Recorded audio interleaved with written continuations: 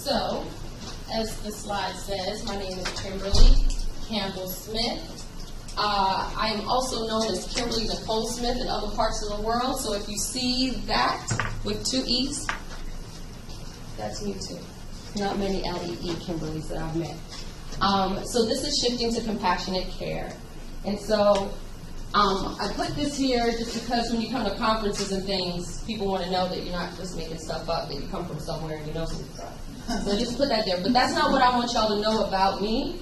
But if you have questions about any of these things, you can talk with me after. And in my infinite wisdom, I did forget my business cards. But on the last slide, I have how you can find me. So if we don't get to talk here, there's other places you can find me. If I forget, tell me to go to the last slide so you can see how to find me. Okay? So what I want to tell you all about me is that my favorite thing to do is storytelling, and I'm a budding improviser. So I am like completely like this, and the stage allows me to just be me and kind of be free and just say whatever comes out, because that's what improv is, right?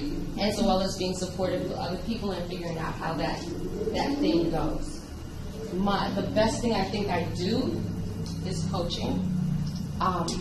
What I do as a coach that really brings me joy is to partner with my clients in the pursuit of finding and celebrating their authentic voice, and then using that to create a narrative to who they are as their best self, right? So all those things that you see, all the things that I've just told you, I figured out how to weave it all together in one thing that makes sense in the world. So hopefully, as you listen to me talk about something that kind of sounds a little bit boring, is shifting to compassionate care, you'll kind of get a feel of how I'm able to do this. Definitely a proponent of you don't have to be one thing in the world to do what you're meant to do, right?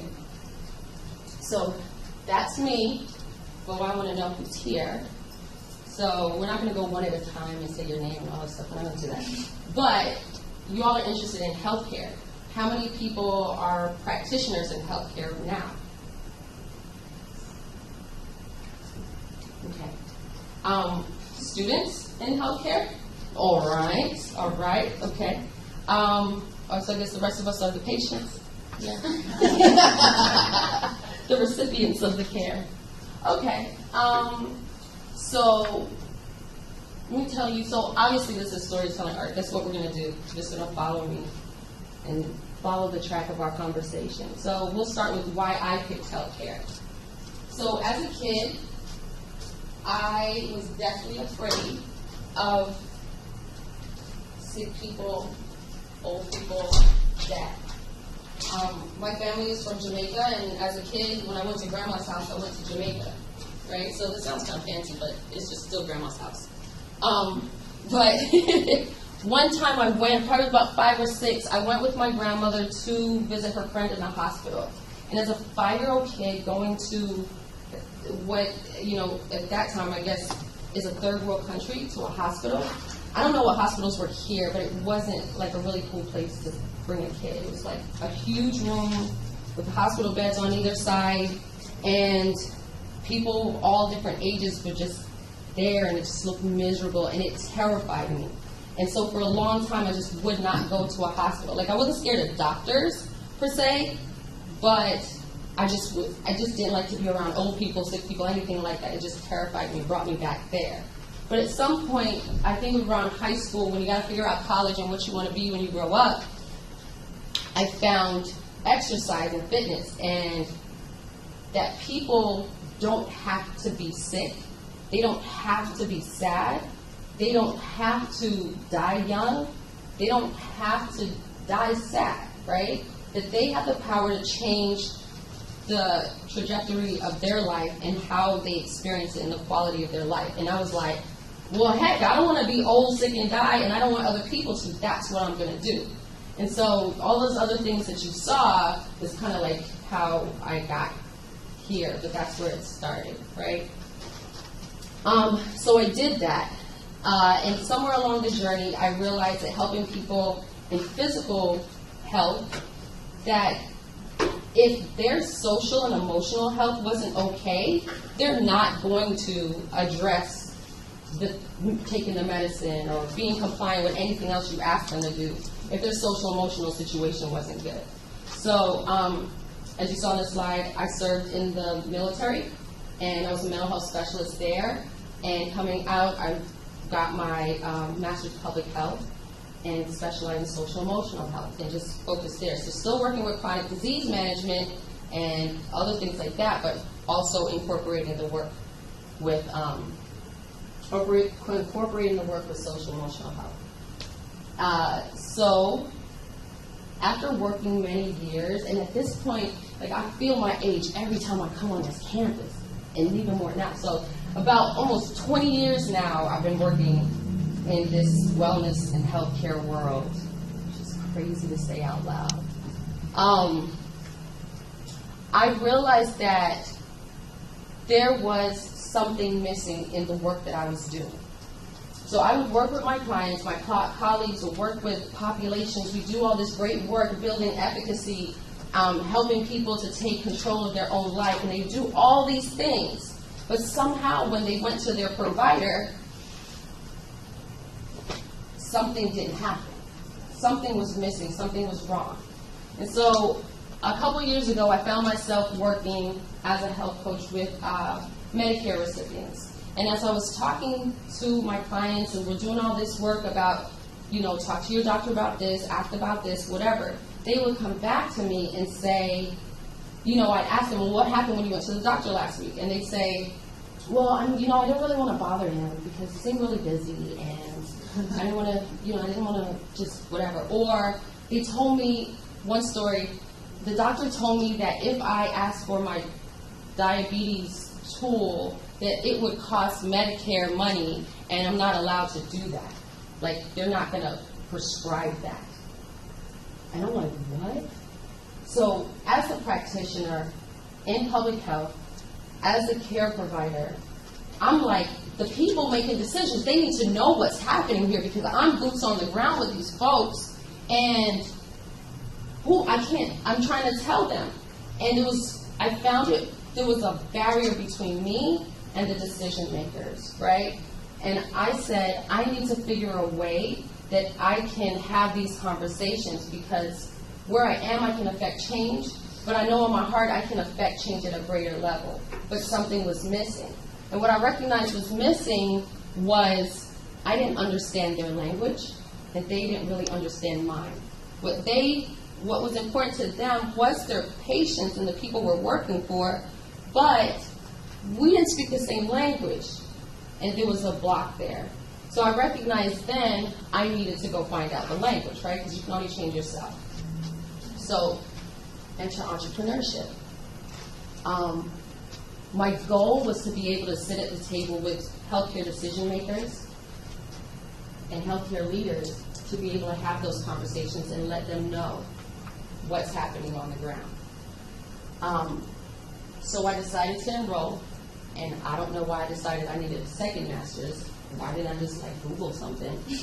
I came to the University of Florida to learn entrepreneurship, and I chose entrepreneurship because entrepreneurship really isn't about starting a business. It's about creating change. It's about creative problem solving. It's about being able to understand the perspective of a CEO and a founder, and those people in the world to make change. I wanted to be able to sit at the table with those people and be able to influence that. And I needed to understand their perspective in the world, right? So I did that. So now I'm in entrepreneurship, business school, right? So I'm a healthcare practitioner, I'm a people person, and all of a sudden I'm in the big bag business school doing this business thing. I don't know what they're talking about, right? So, and it's scary. So, but second week I realized I need a mission statement. What am I going to tell people? What am I selling people that they need to listen to me? So I came up with this statement that I was going to revolutionize. I was going to revolutionize the way the healthcare industry partners with its customers in the pursuit of health equity. I was going to do it. Yeah, you're looking at me like, yeah. And I was like, And I told people with that much passion, and they nodded and smiled, and I nodded and smiled too. And then I was like, I hope they don't ask me how, because I don't know. I don't really know how I'm going to do it, but that's what I'm going to do. And so with that, I had to be an entrepreneur, right? I'm going to create change. I recognize that there's a problem. I'm going to create change regardless of the resources in my grasp, and I'm going to figure it out, right? So now I got to look around and figure out what resources I do have, right? So what I do have is now I'm a part of Gator Nation, which is a powerhouse in the world, right? And I have access to entrepreneurs and executives that come here, and they're willing to support students. And I'm a networking person. I like to chit-chat and talk to people. I'm going to learn something, and I'm going to learn from you. So I just was telling people what I saw and what I wanted to do. So the other thing was I was learning this great new world and language of business and entrepreneurship, and there's a process that goes with that. The first thing is that there has to be a problem. So I know where I want to go, but I have to figure out what's the problem. And so as I'm figuring out what the problem is, I'm doing research, I'm thinking about my experience, and just trying to narrow it down. And the story I told you about the providers not creating an environment for the patients that I'm working with, the clients that I'm working with, to be able to take what I'm saying to them in our sessions into the workplace, clearly is a gap there. So, of course, the provider is the problem. We got to fix the doggone provider. And if you do the research and look at the literature about shifting to compassionate care, what stands in the way, it'll tell you the environment of the healthcare industry, the stress of the provider is the way, the fact that there's so much technology, it eliminates the space for providers to really connect in the way that many providers decided to go to school to do what they do. It just stands in the way, especially the stress that they're under and the limited time. You can't do everything. On top of, sometimes patients' expectations are unreasonable, and they can't do what they want them to do. Whether you're in therapy and people want you to be their friend every day and come every week and be available, or it's, well, why can't you just order the medicine because I saw the commercial on TV and it says that this is good for that, and people will be dissatisfied. But clearly we have to fix the provider. The provider's broke. So in my thinking, then I have to figure a way to teach providers how to do what I do in the confines of what they do. But the next step in the entrepreneurial process is you have to assess the problem. So is the problem that you see truly a problem? Is that really it? So now we have to do a little more research. And so I taught, as many of you probably too, if you're in healthcare, probably a lot of your friends are also in healthcare. So I'm friends with nurses, doctors, like counselors, all these people in the system. And I'm talking to them, I'm doing my research, I'm interviewing others, and it occurred to me that while the problem is providers, it isn't so much about fixing the providers. I remember when I was in the military, everything is about like leadership, and they teach you how to be a leader, and somebody's a leader because they come in the day before you, they're in charge of you. In the United States Army, the culture of leadership there is you take care of your subordinates. Leaders take care of their subordinates in a way that allows them to be resilient to what's going on in the external world so that they can complete the mission. So I thought, how does that apply to the provider? And my thought is, if we took care of providers, they could take better care of us. So it wasn't so much that we had to fix them, we had to take care of them, right? Because they too live in a system that we're asking them to do an immense thing to heal people, to help people. People come sick, people come tired, people come angry, and they have to do this immense thing. But who's taking care of the provider, right? I see that as the real solution. So to me, the shift to compassionate care does start with the provider, but it starts with us being compassionate to the provider, right? So, great. Now I got my crazy revolution that I'm going to do, right? I got a problem. I got a solution. Now I got to develop a thing and try to implement it. So again, as an entrepreneur, what do I have? I have my existing knowledge, my existing strengths, things that I already know how to do, right? As a health educator, we develop programs. And so we have to use constructs and models about health behavior and these things. Same things I do as a coach, right? I decided to use this tool, something I use with my clients in coaching, called the support pyramid. And this is where your paper comes in, and y'all are going to get a free coaching session real quick, right? So let me tell you about this, because I really want y'all to understand what this is, and because after that we're going to talk about it a little bit more. So I want you to wrap your brains around it and use it later on if you need it. If you have other questions about it, please feel free. So what I'm using this for is to figure out what is the best course of action in order to develop a program or an initiative to be able to take care of providers better and affect this revolution and change, right? So this pyramid reflects the support system of a person. It's very simple. It's 3 sections. But self is the foundation, the middle is others, and the top is environment. So I'm going to ask you all to follow me and do this for yourself, and I'll tell you what each means. So self. Self represents the things that you do for yourself that help you be at your best. So kind of just brainstorm some things that you do for yourself that helps you be at your best.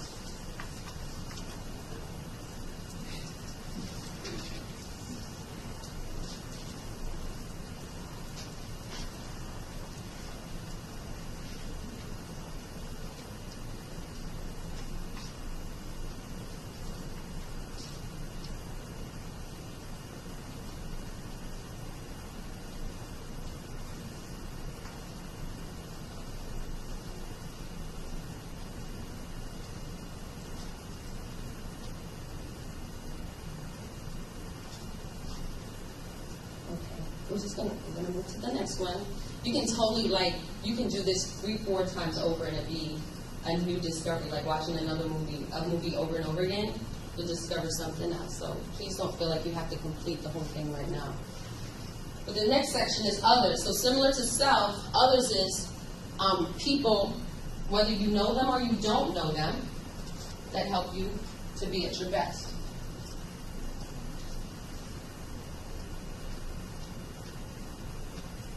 Everybody understand when I say people that you don't know that help you to be at your best?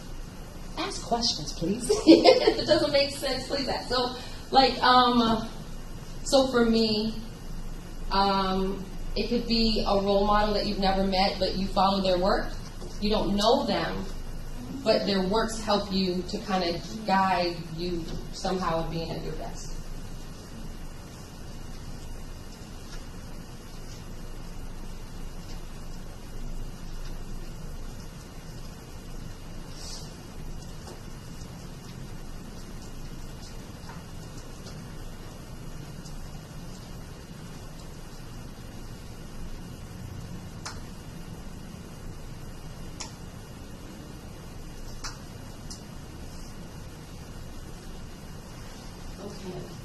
And the same, you'll think of other people too along the way.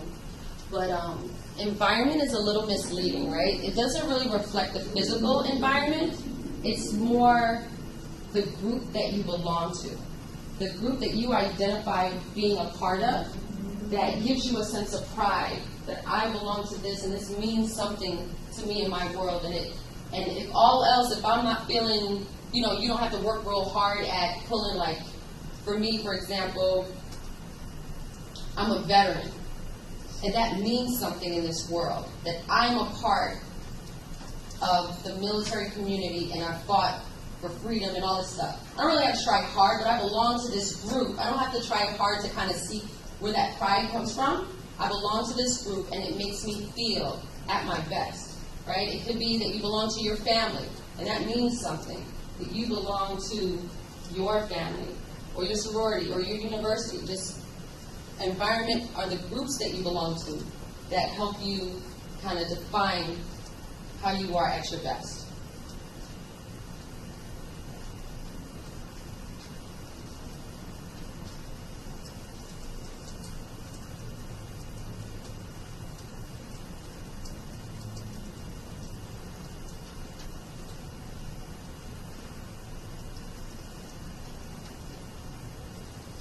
So we won't go completely into I won't coach y'all through it, but just to give y'all some context about how I use this with clients, is basically for self, we would go through what's there, what do you do that's, to help yourself, what's not there, what do you want to do that's you haven't been doing, we kind of break it down.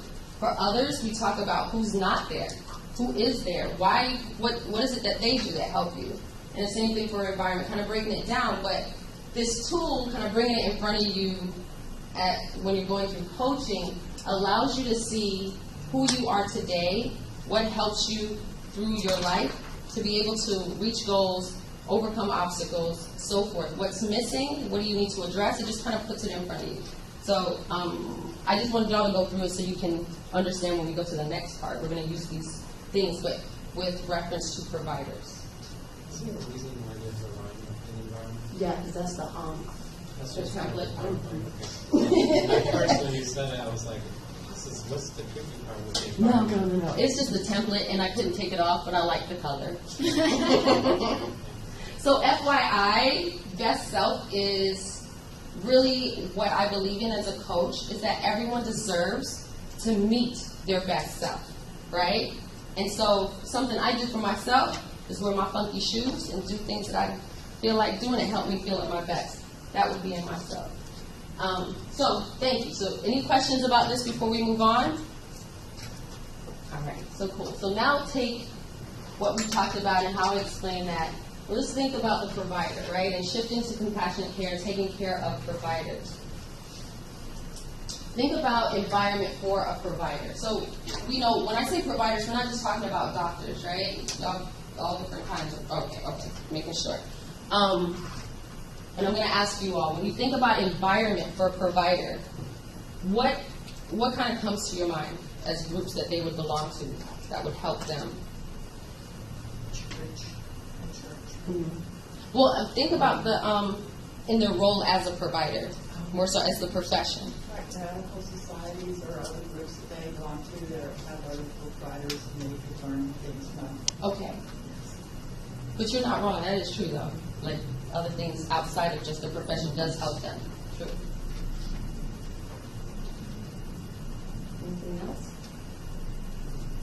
Their actual work, practice. Mm-hmm. The part of the community that they belong to in their workspace. Yeah, the practice they belong to. Sure. I'm just going off about the hospital. Mm-hmm. The medical. Right, because I've definitely heard between my friends, you may be a nurse at this hospital and they're a nurse at here, and they're like, but you don't do what we do. Really? Guys? Anything else? Okay, so in the spirit of trying to figure out where's the best place to kind of affect this change, looking at environment, what came to mind to me was being in a helping profession, being a caregiver by itself is a group, right? Being that this is what I do in the world, the nobility of that you help people, you're a healer, is a group.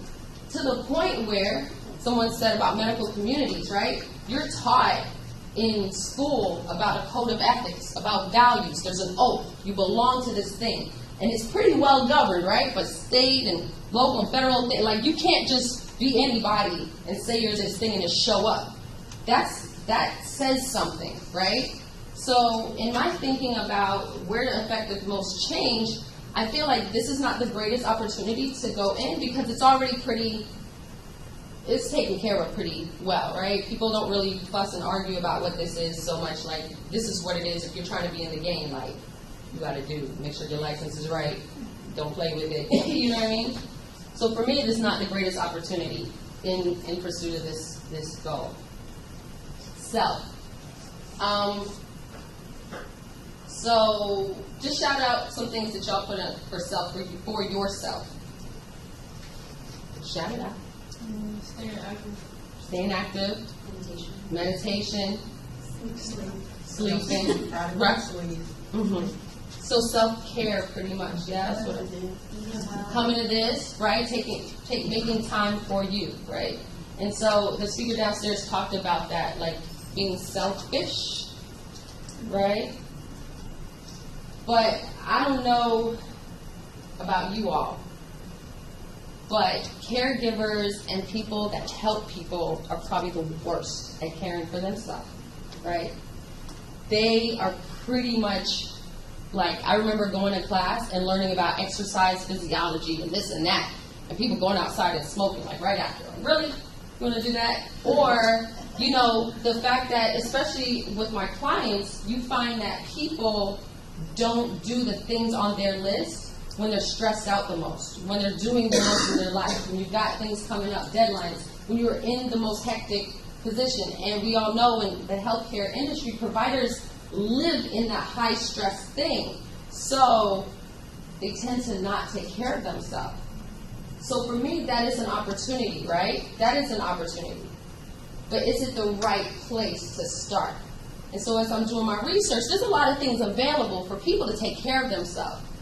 And it's just about them going and choosing it, as well as making taking advantage of what's available. So whether it's your employer, your school, or community, there's all sorts of things that bring like-minded folks together to do things to take care of themselves that don't cost a lot of money. You can do on your own. YouTube has all sorts of things. But the onus does belong on the person to take care of themselves, right?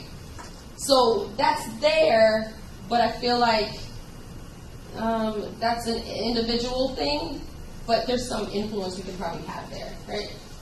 So there's no mystery that I'm going to do others, right? Because I did it out of order. Yeah. So others, I am going to ask you, how many of you all have put either your employer or your school or some sort of leadership, somebody, your supervisor, in that section for others?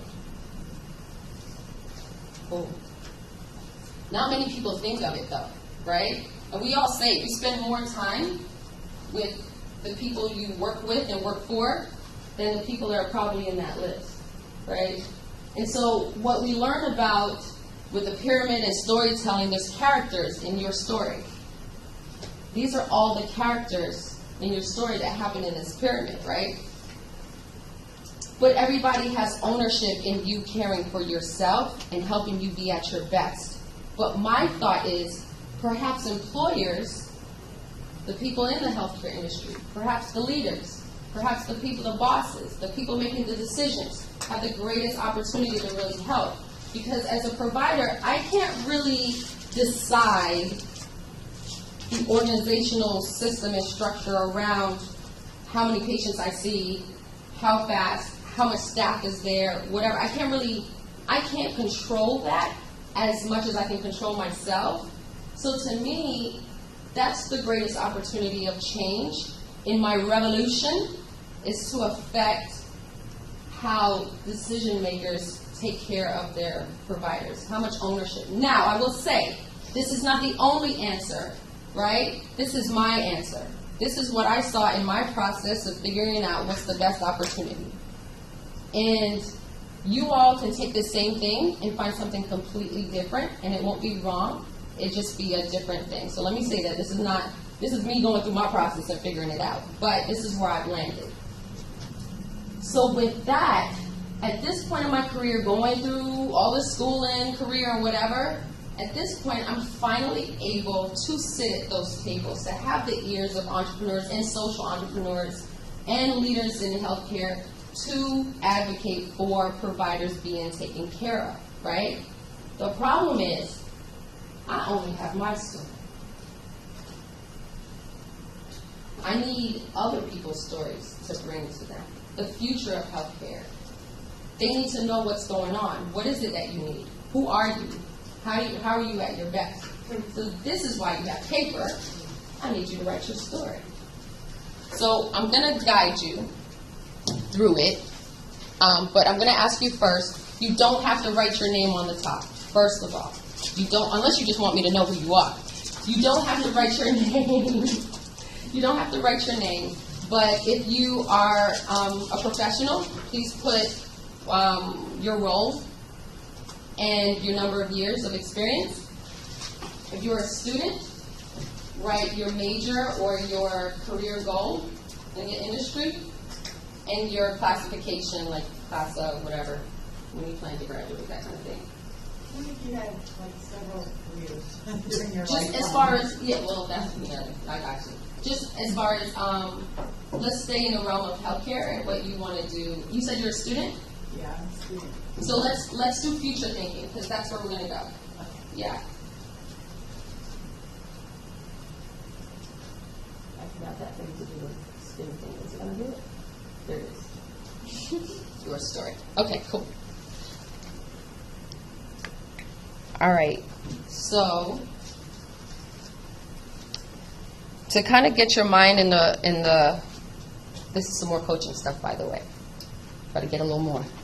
To kind of get your mind in the zone to kind of write your story, I'm going to do a little activity to do this. I'm going to ask you to close your eyes and follow my voice. It's like a visioning exercise. So as you close your eyes, I need you to take 3 cleansing breaths.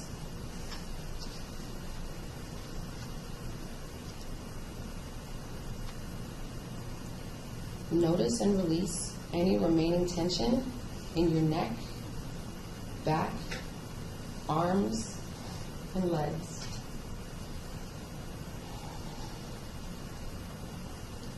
Imagine yourself walking on a path in the woods on a beautiful spring day.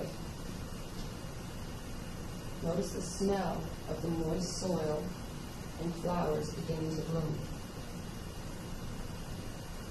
Notice the tall trees providing shade and allowing the sun to periodically peek through, warming your face. You feel a guiding presence. Continue following the path until you come to the place where you live, 10 years into the future.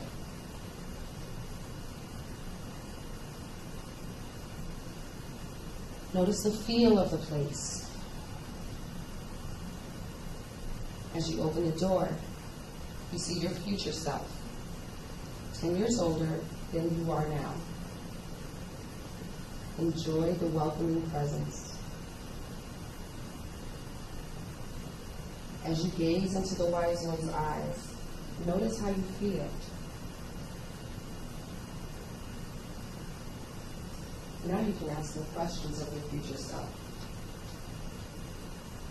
What has made your life fulfilling?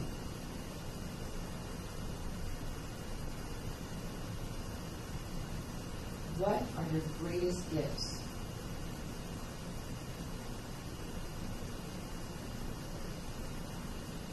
What do I need right now?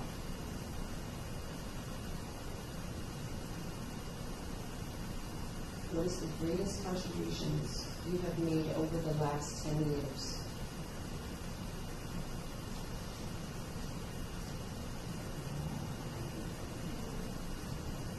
What special name do you like to be called?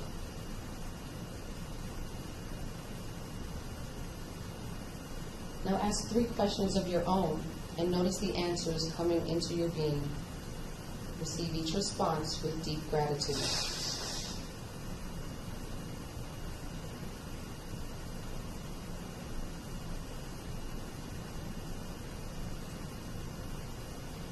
What's new here that you are in touch with? What is being created anew in this space? Sit still and gaze into the wise one's eyes, taking in an additional insights. Then thank your future self and leave the house. Return to the path. Get back along the path, noticing everything around you and cherishing your new insights. As you return to your starting point, express your gratitude for the journey. Take a deep breath and slowly come back from the visualization, opening your eyes, stretching, and remaining silent.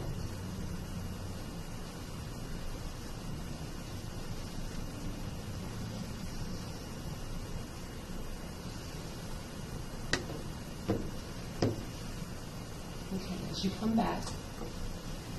Now, focus on being in this present moment, but embracing what you just experienced and thoughts and insights that's come about. And I'm going to ask you to write your story, and the questions are here. What I'm asking you, not paragraphs, just answer the questions in jot and jot.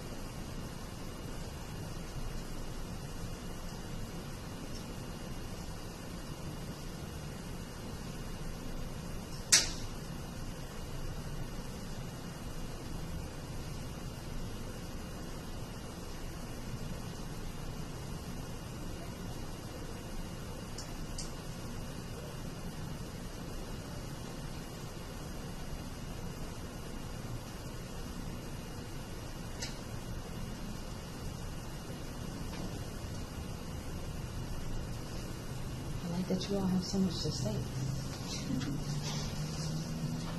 That exercise usually opens people up to all kinds of really cool stuff that they didn't realize that they were thinking.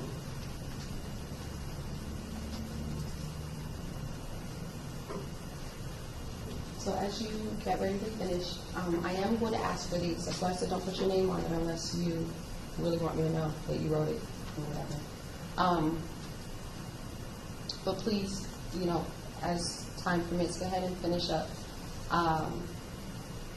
I wanted to thank you all for your time. There's 2 other really amazing sessions going on. Thank you for choosing this. It's always a blessing to be able to talk to people. I found that my purpose is to share my story, to help people on their journey, right? It's something that I've been through on my journey. Hopefully will help you on yours. And what I share with you essentially is my story. And it actually is my story of a really challenging point in my life. When you find purpose and then trying to find direction in your purpose.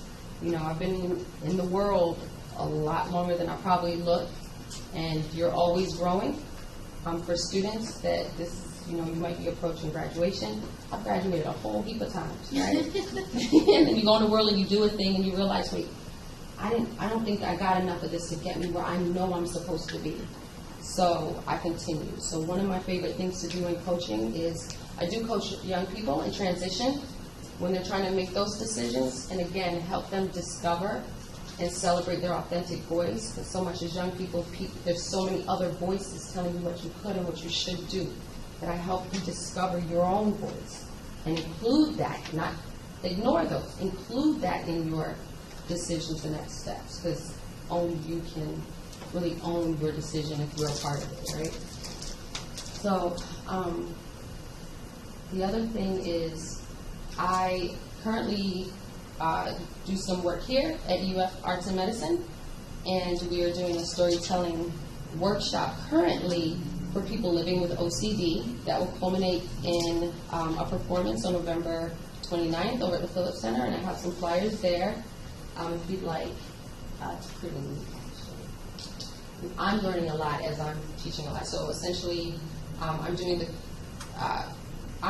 coaching. It's a collaboration of coaching and mental health knowledge, and my colleague we're co-directing, he is a veteran of theater.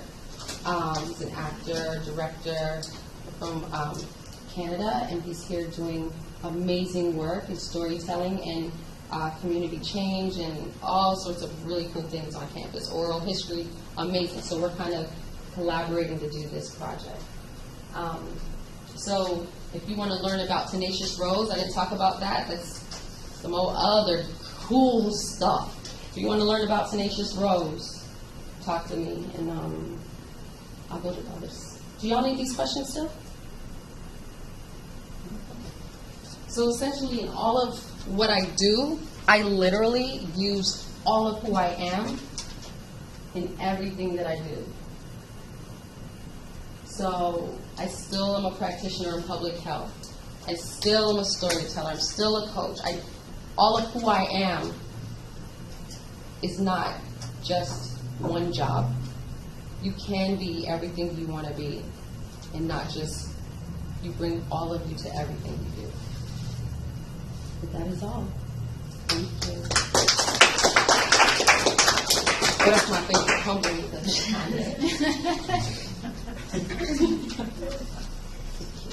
Are there any questions? I don't even allow y'all to ask questions. Do y'all have questions for me? Yes. How did you go from your degree in kinesiology to going into the army? I'm going to tell you a real story, okay? Abridged. So I graduated from undergrad, and I actually, when I figured out that I wanted to help people and all that, I was involved in sports, but never the athlete, just the manager, and liking how training people. And I went to undergrad wanting to be a sports chiropractor. So I majored in athletic training, and I actually had a football scholarship, and I was doing football stuff. And then I saw somebody dislocate their shoulder, and I was like, why is the trainer going to touch him? Absolutely not. I changed my major the next day to exercise phys, right? So fast forward to junior year, and I'm looking at chiropractic school, right? Because they don't have to touch that. I can still do chiropractic school. Looking through what they do have to do, there was gross anatomy the first trimester. I was like, I could do frogs and sharks, but I cannot do cadavers. I'm not doing that, right? So I graduated because that wasn't an option not to graduate. I moved home just like you're supposed to, and I was like, my mom is not going to let me sit here and not do something with my life. So I got a job, and I was making $8 an hour, and I thought I was rich. I moved to Miami, thought I was rich, making $8 an hour on South Beach, partying at 21, 22. And then the bills and stuff started coming in, student loans or whatever, and I realized $8.25 an hour was not amazing. And I knew I figured out I wanted to do public health, and I literally signed up for the military and grad school at the same time, like on the same day.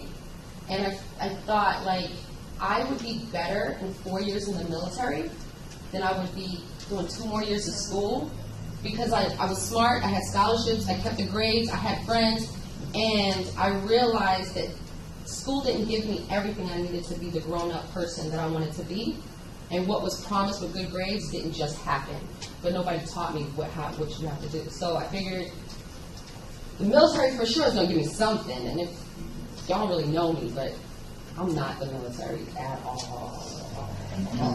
At all. So I joined the military, and luckily for me, 2 weeks later, 9/11 happened. The rest is a whole other story. But at the end of the day, how I got from there, that's not how I got from there to there. But having served in the military during that time, like, I didn't know anything else about military service other than wartime, because I got stationed in the most highly deployed medical unit in the United States military, fresh out of training camp. And I was the only mental health asset. And if you don't learn anything about anything, when they drop you in the middle of the water and they say, I don't know, I don't even have a leader that knows mental health, and you have to do it, and there's people coming to you, you figure it out, and you learn those skills that I didn't learn in the classroom. Humility, work ethic, perseverance. Nobody cares if you don't know. It's still your job to get it done. So that's the transition. And then obviously more school came after that. Anybody else? Well, thank you.